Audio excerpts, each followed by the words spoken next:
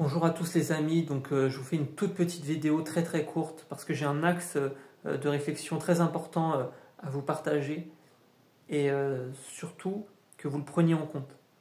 On entend souvent que les étirements sont bénéfiques, etc. Donc c'est vrai plus ou moins, et il y a certains cas où c'est pas le cas, surtout en cas de tendinite. Donc une tendinite vraie, c'est vraiment le tendon qui merde quoi. Il y a une sursollicitation du tendon, une désadaptation qui a abouti à une désadaptation du tendon à l'effort. Donc faites attention quand vous faites vos étirements, parce que parfois les étirements sont néfastes. Ils vont provoquer ce qu'on appelle sur le tendon une charge de compression. Et ce que j'aime pas avec les étirements, c'est que les étirements vont empêcher l'activation musculaire. Donc ils vont contrecarrer le travail de renforcement et donc d'activation et d'intégration que vous allez essayer de faire pour réadapter à l'effort. Donc chose essentielle, le tendon, il aime la charge. C'est-à-dire qu'il faut le charger. Contrairement aux idées reçues, quand on a mal, une tendinite, il ne faut pas épargner le tendon en lui disant non, ne fais pas d'exercice, mets-le au repos. Donc le poison de la rééducation, c'est le repos. Le repos, il est bon pour rien. C'est-à-dire que c'est justement parce qu'il y a une désadaptation à l'effort qui a été causée par un déséquilibre musculaire ou un déséquilibre postural ou une raideur articulaire ou une hypoextensibilité locale, mais c'est toujours une histoire de mouvement et de contrainte. Et donc il faut réadapter, il faut doser la contrainte. Si je mets trop de stress sur mon tissu qui est désadapté, il est tellement désadapté qu'il ne va pas réussir à intégrer l'information. Mais si je ne le stresse pas assez, il ne va pas avoir de raison de changer son adaptation. Donc la plasticité musculaire, elle rentre en jeu là. Donc on vous rappelle que le système myofacial, c'est le même système, muscle plus fascia. C'est un seul et même système qui est enchevêtré avec le système vasculaire, avec le système hormonal et avec le système nerveux. D'accord ? Et quand vous regardez un tendon, vous allez voir que vous avez que le tendon, une partie qui est moitié muscle, moitié tendon, une partie myotendineuse, et donc ça se mélange. Et après, vous avez que le muscle. Donc dans tous les cas, le tendon, vous n'allez pas réellement pouvoir l'isoler, quoi. C'est-à-dire que vous allez bosser le couple de force. Donc au lieu de regarder la tendinite pour ce qu'elle est, parce qu'elle n'est pas grand-chose, dans le sens où, je vous dis ça parce que c'est la douleur. Écoutez bien ce que je vais vous dire.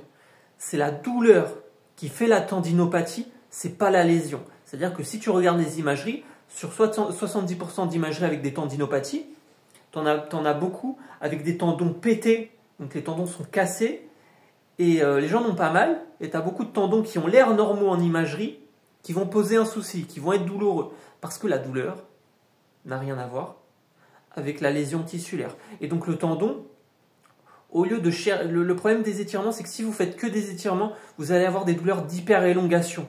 Et donc les étirements ne sont pas mauvais, mais ils ne sont pas forcément nécessaires, et parfois même ils peuvent être délétères dans le cas d'une tendinopathie vraie, parce qu'ils vont faire une charge de compression, parce qu'on va favoriser justement cette désadaptation à l'effort.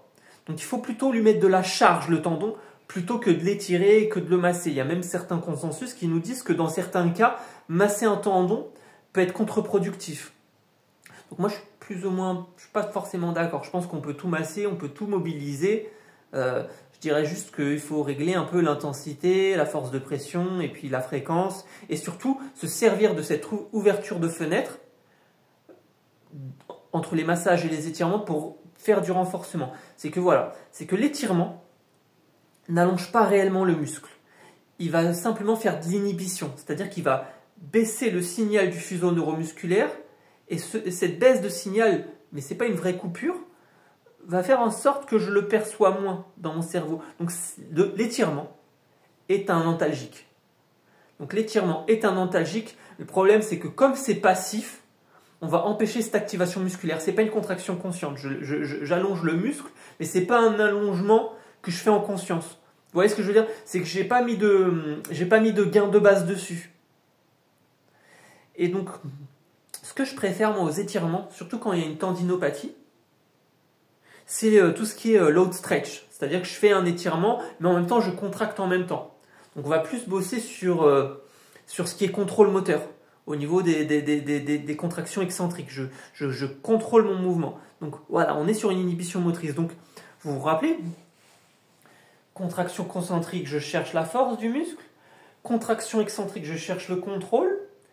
Et au lieu d'un étirement, ce que vous pouvez faire, c'est bien entendu les contracter relâchés, c'est-à-dire une contraction isométrique. C'est-à-dire que je contracte le muscle, mais je bloque l'amplitude. Je fais une contraction contre résistance dans un mouvement où le but, c'est pas de fatiguer le muscle bêtement parce qu'il est désadapté à l'effort, mais plutôt de, au contraire, reprendre cette sensation du mouvement en agissant sur l'arthrokinétique. Et ce qui est bien, c'est que le contracté relâché va limiter les irritabilités articulaires qu'on peut avoir dans le cas d'une arthrose et surtout d'une tendinopathie vraie, parce qu'il y a souvent une zone de réflexion où le tendon il a fini par s'épaissir et il va finir par rouler.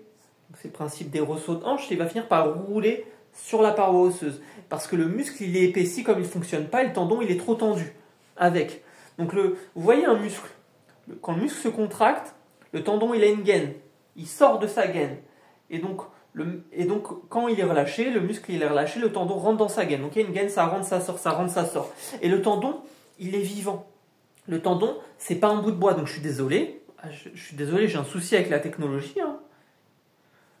Les radios, les IRM, les scanners, ce que tu veux, les neurologues et compagnie, ne mesurent pas l'activité vraie d'un tendon. Parce que le tendon, c'est l'organe neurotendineux. Donc c'est l'ONT de Camillo Golgi, qui était un prix Nobel, qui a découvert que le tendon, il donnait à notre cerveau l'état de contractilité du muscle en temps réel. Donc le tendon, c'est le cerveau du muscle, je le simplifie. C'est le cerveau du muscle dans le sens où le tendon va nous dire le muscle il est contracté, il n'est pas contracté, il est comment. Donc le tendon, c'est un ajusteur dynamique, si tu veux, qui va nous renseigner sur le gain de base. Le souci, c'est que le tendon, il peut bugger. Il peut bugger le tendon en termes d'intégration. Parce que vous vous rappelez que quand vous êtes sur une douleur chronique, la biochimie du cerveau elle va commencer à changer au bout de 3 mois. Syndrome général d'adaptation, je résiste, phase d'alarme, phase de résistance, phase d'épuisement, dissociation, et on a la même dissociation dans un tendon que dans un cerveau. Et ça, il n'y a pas beaucoup de gens qui le disent. Je crois que d'ailleurs je dois être un des seuls. Parce que le tendon, il a une capacité de protection, si tu veux. C'est comme un... Le tendon, si tu veux, son rôle, c'est de protéger le muscle, pour faire en sorte que le muscle ne pète pas. Donc c'est pour ça que le tendon, c'est un tampon bioénergétique, si tu veux, de l'antagoniste. Donc on est sur un couple de force, antagoniste frein, moteur agoniste. Donc je vous invite à regarder la vidéo que j'ai faite sur où sont les musclologues, qui est consacrée justement sur la fonction musculaire. On ne peut pas parler de tendon si on ne comprend pas comment la fonction musculaire elle fonctionne. On ne peut pas parler de tendon si on ne comprend pas que le tendon il a une sensibilité propre et que c'est vraiment un tensiomètre et qui nous donne l'état de contractilité du muscle en temps réel pour le système nerveux central, donc pour le cerveau, et c'est le cerveau qui répond ensuite. Donc le cerveau ne génère pas l'information, il fait que la traiter. Donc si le tendon ne lui envoie pas les bonnes informations, il va merder. Donc redonner des bonnes informations en tendon, donnez-lui ce qu'il veut. Et le tendon, ce qu'il veut, c'est porter de la charge. Donc le tendon, il ne faut pas l'épargner. Il faut lui mettre du poids de manière progressive. Et donc commencez par pas mettre de poids et puis vous augmentez. Vous n'allez pas l'abîmer à ajouter du poids. Il faut juste vous laisser le temps. Donc vous comptez à peu près 6 mois pour réadapter une tendinite vraie. Donc soyez patient, soyez discipliné et surtout misez pas tout sur les étirements. C'est le but de cette vidéo. Moi j'écoute beaucoup les autres et j'ai eu pas mal aussi de personnes, de cas où c'est des profs de yoga ou des gymnastes et tout. Et le problème, c'est que comme ils sont trop souples, les mecs, ils vont nous faire de l'hypermobilité.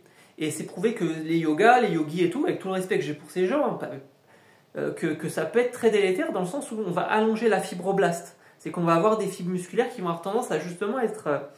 qui vont pas avoir ce côté un peu résistante qu'on attendrait de la part d'un tendon.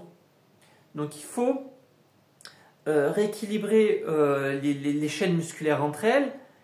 Et il faut penser aussi à ne pas oublier que les muscles antagonistes sont les muscles antigravité. Et donc, rééquilibrer vraiment ce couple de force. Vous ne pouvez pas équilibrer dans n'importe quel sens. Vous avez des prérequis à avoir. Donc je vous invite à regarder encore une fois ma vidéo sur le gainage et la position neutre, où vous avez les fondamentaux, l'engagement préalable du transverse et du périnée, la respiration tridimensionnelle, et le contrôle postural. Donc si vous avez ces notions qu'il va falloir prendre un certain temps pour retourner vers la verticalité, comme un bébé, le schéma moteur, je ne peux pas le mettre en place trop vite, j'ai oublié mon schéma moteur. Douleur chronique égale stratégie d'évitement de la douleur, donc je perds ma connexion avec mon tendon, avec mon cerveau, donc je ne vais pas pouvoir le réadapter tout de suite debout. Il va falloir que j'aille isoler un peu, il va falloir que j'aille reprendre cette sensation du mouvement. Et c'est là que le contracté-relâché va rentrer en jeu et que les diverses contractions vont rentrer en jeu, concentrique, excentrique, pour reprendre ce contrôle moteur. Donc vaut mieux un mouvement lent, un mouvement sans poids, mais un mouvement bon, juste et corrigé, qu'un mouvement avec une grande amplitude si je vais recruter d'autres muscles ailleurs. Donc si vous sentez que vous n'avez pas le bon contrôle postural, diminuez l'amplitude et diminuez et adaptez votre fréquence d'exercice et pensez à la progression, à adapter votre courbe de progression. Et ça, c'est le plus difficile. C'est qu'il n'y a que vous qui êtes au courant de ce que votre corps peut supporter ou pas. Mais nuance, c'est pas qu'il peut plus, c'est qu'il a oublié. On a des cas d'autoténotomie où le tendon se casse de lui-même sur certaines personnes. Et cette ténotomie est plutôt bénéfique. Parce qu'au final, ça leur évite parfois d'avoir des douleurs chroniques. C'est que le tendon, s'il ne pète pas, je vais peut-être développer une douleur chronique parce que ça va déformer ma posture. Alors que s'il pète et que je me fais une autoténotomie, que je vais avoir une rupture au niveau, je sais pas, myotendineux par exemple, et ben au final, je vais avoir une reconstruction partielle. Le cerveau va se régénérer. Le cerveau, la plasticité musculaire va régénérer ce tendon. Donc je vais retrouver une régénération partielle de ce tendon. Il va fonctionner. Peut-être un peu moins qu'avant, c'est probable, hein, mais il va fonctionner quand même d'une manière d'une manière fonctionnelle. Donc ayez confiance dans votre corps. Tendinite égale pas je suis foutu, machin. Si les gens s'en sortent pas avec les tendinites, c'est comme toujours, ils sont beaucoup trop locales. C'est-à-dire que bosser que le tendon, c'est zéro. Vous bossez le couple de force, vous bossez toutes les articulations et les contraintes environnantes. Donc hanche-épaule, épaule-cou, vous êtes sur des interrelations articulaires, vous êtes sur une posture, vous avez des ceintures qui doivent rester parallèles. Pelvienne, scapulaire, occipitale. La tête, les épaules et le bassin, bien entendu. Et donc, les prérequis, l'ajustement postural anticipateur. Et donnez-lui ce qu'il veut le tendon, il veut de la charge. Et les étirements, faites-les à distance de vos séances d'exercice et de renforcement au risque d'empêcher l'activation musculaire et donc d'empêcher la nouvelle intégration que vous cherchez à mettre en place pour contrecarrer cette stratégie d'évitement de la douleur qui a mis en place des inhibitions motrices, donc des muscles qui ne sont plus perçus correctement dans les tendons, parce que le tendon, à force de ne plus être mobilisé, de ne plus être perçu correctement, il finit par avoir des anomalies, de la même manière qu'il y a des anomalies dans le traitement modulateur du cerveau, quand il y a une douleur chronique. Et donc, de la même manière, le tendon, il y a des anomalies de modulation au niveau, mais plutôt du gain de base. C'est-à-dire le gain de base, je parle de tension électrique, de tension musculaire, de fuseau neuromusculaire, de motoneurone alpha, motoneurone gamma. Ils n'arrivent plus à se synchroniser. Donc il faut réactiver le muscle. Et le meilleur moyen de relâcher un muscle, c'est de l'activer. Et donc le tendon va mettre plus de temps à récupérer qu'un muscle, en termes de régénération et de réadaptation, pour la simple et bonne raison que le tendon il est peu vascularisé. Donc le tendon, c'est pour ça qu'il est blanc. Si tu regardes le poulet, il est blanc. Parce que dedans, on va avoir beaucoup tout ce qui est fibre de type 2. Fibre de type 2, et donc c'est les fibres blanches. Et les fibres blanches, elles sont peu vascularisées. Donc elles sont très puissantes, mais donc elles sont plus fatigables et peu endurantes. Donc il faut redonner de l'endurance à votre tendon. Donc redonnez-lui de l'endurance en augmentant le temps de travail, mais n'oubliez pas de lui redonner du poids et de la charge pour qu'il se rappelle que son rôle, c'est de faire ce levier osseux et de porter la charge. Le tendon, c'est vraiment, il peut supporter du poids. Il faut qu'il supporte du poids. Il peut le faire et il doit le faire surtout. Donc le souci des étirements, c'est qu'à force de faire du passif, on va presque le fatiguer le tendon. Et on risque même de lui faire des charges de compression et donc de lui mettre une contrainte dans sa gueule. Et ça, il n'en a pas besoin parce qu'il a subi déjà la contrainte. Donc pour le revasculariser, faites travailler les muscles. Pour revasculariser le tendon, faites travailler les muscles. Faites travailler le couple de force. Faites travailler l'oxygène, la respiration. D'accord ? Et je vous souhaite bon courage. Donc voilà. Donc, j'espère que c'était clair et que ces petites nuances vont vous aider dans votre progression. Le tendon, il aime la charge, des étirements à distance des séances d'exercice, sinon vous allez empêcher l'activation musculaire. Donc les étirements plutôt le soir, après un massage. Comme ça, vous chauffez le muscle, vous faites de l'inhibition et vous faites un étirement. Comme ça, vous aidez à étirer un muscle qui est déjà pré-relâché, si j'ai envie de dire. Ça va être moins violent, ça va le chauffer et vous allez faire votre antalgie pour pouvoir dormir ensuite. Donc les exercices que vous allez faire à la journée, ça va vous aider à favoriser les endorphines endogènes qui vont faire que le soir, vous allez pouvoir réussir à dormir et donc vous allez faciliter cette récupération si nécessaire, si vous la jugez nécessaire, par le massage et l'étirement. Moi, ce que j'aime faire souvent, c'est que je conseille souvent de faire un jour massage-étirement à la cool avec un peu de mobilisation articulaire douce, pour quand même toujours rester en mouvement, et le lendemain, un exercice de renforcement. Et là, on est plus dans le renforcement brut. Et je fais un turnover. Comme ça ne va pas être les mêmes exercices, ça ne va pas être redondant, et vous allez alterner justement protection au stress, massage étirement, exposition au stress, renforcement. Et donc vous allez trouver ce juste milieu entre protection et exposition au stress. Stress à l'exposition mécanique qu'on ajuste nous-mêmes. Donc la règle d'or, c'est bien entendu de doser la contrainte. Donc je sais qu'en tendinite, ce qui serait en tout cas le plus actualisé possible, ça serait Jill Cook. Donc si ceux qui veulent aller plus loin, vous pouvez regarder les travaux, les publications de Jill Cook. Donc G-I-L-L et je crois que c'est C-O-O-K. Donc voilà, je sais que voilà, vous avez une petite référence si vous voulez aller plus loin. Mais bon, déjà avec les informations que je vous ai données, vous avez déjà de quoi expérimenter et réfléchir. Ok ? Donc je vous souhaite bon courage, je vous souhaite et buvez de l'eau. Donc c'est con, hein, buvez de l'eau, dormez comme toujours. Hein. Et bien manger et tout le bordel. N'oubliez pas le cadre, l'environnement, le cadre de vie, la meilleure expérience possible. Donc le rire, etc., la musique et tout. Mettez tout en place. C'est prouvé que pour rééduquer des tendinites, c'est plus efficace encore si je mets un tempo derrière. Si je fais ma rééducation de tendinite par exemple et que, peu importe, la jambe, le bras, on s'en fout, et que j'ajuste mon mouvement avec par exemple un battement par 60 battements par minute. Genre, tu vois, je sais plus le BPM exactement, mais tu vois, le fait de mettre un BPM que j'entends ailleurs,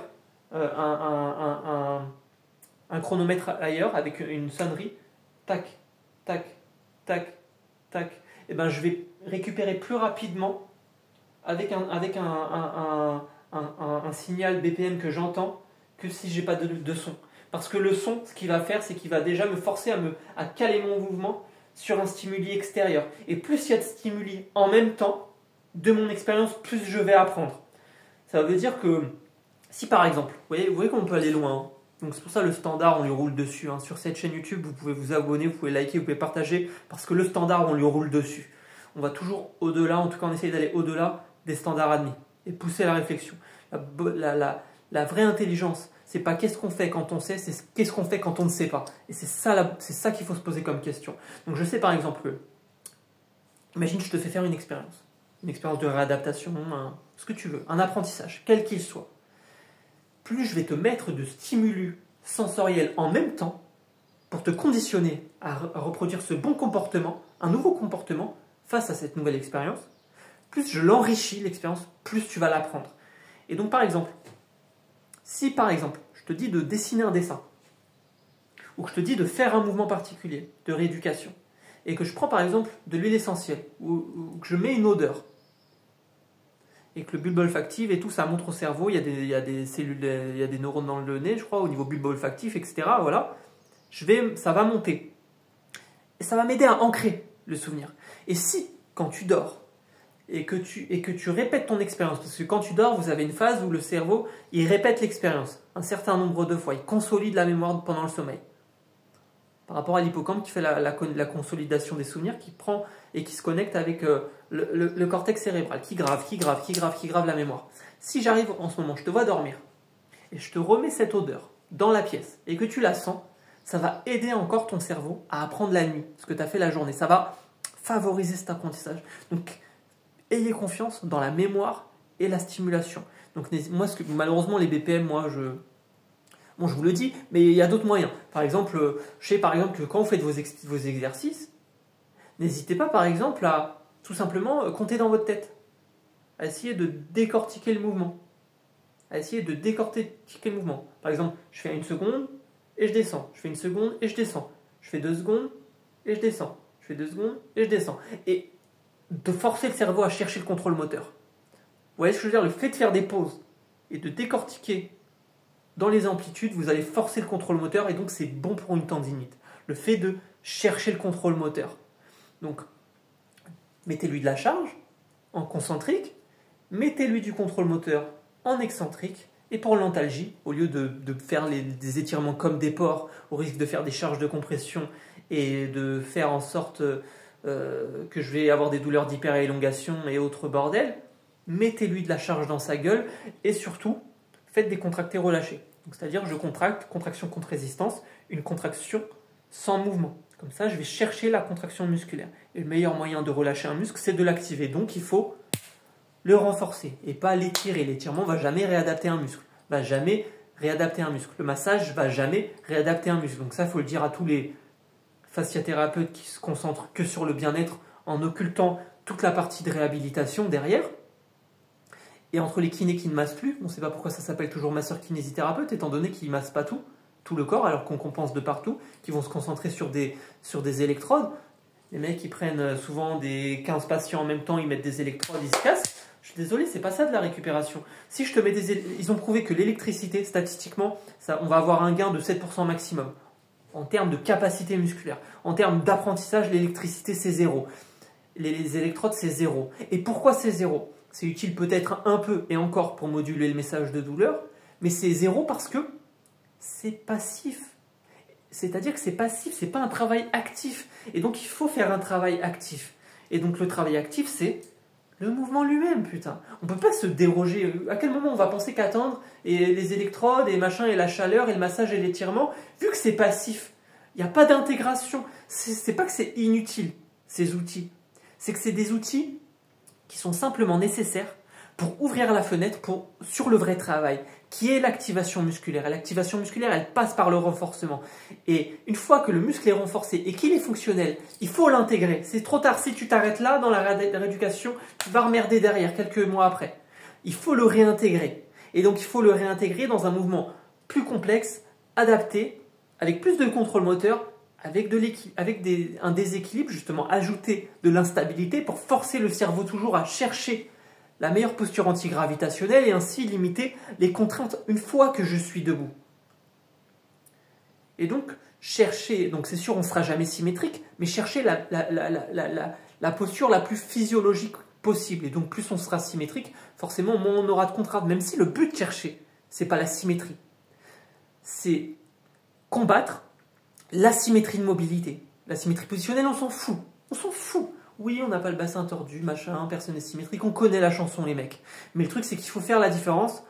Il faut se rappeler qu'une asymétrie de mobilité, c'est des micro-mouvements qui sont malgré tout traumatiques. Donc, l'étirement ne va pas stabiliser l'articulation.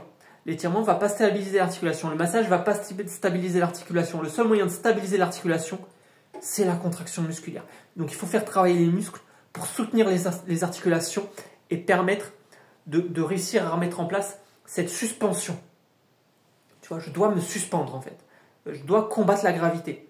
Et donc les muscles assurent ce rôle de stabilisation et de contrainte et les muscles combattent cette gravité terrestre.